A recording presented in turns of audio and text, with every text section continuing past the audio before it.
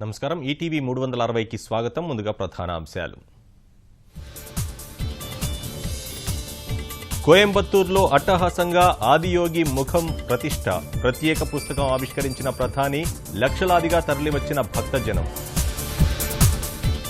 గొప్ప వైవిధ్య సంస్కృతులున్న జీవధార భారత్, యోగాను ప్రపంచానికి అందించిన చరిత్ర మనకే సొంతమన్న ప్రధాని.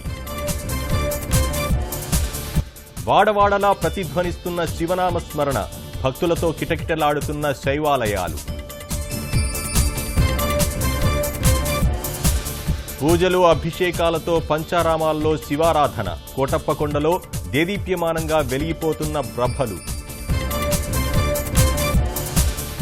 సైబర్ చట్టం రూపకల్పన వల్లే సులభతర వాణిజ్యంలో అగ్రస్థానం, అమరావతిలో ఆదర్శ న్యాయనగరం నిర్మిస్తామన్న చంద్రబాబు. సాంకేతిక పరిజ్ఞానం వినియోగంతో అన్ని రంగాల్లో సర్దుబాట్లు, నిరుద్యోగం పెరగకుండా చూడాల్సిన బాధ్యత అందరిపై ఉందన్న నిపుణులు. అమెరికాలో తెలుగువారిపై జాత్యహంకార దాడి, ఉన్మాది కాల్పుల్లో ఒకరు మృతి, సుష్మా తీవ్ర దిగ్భ్రాంతి.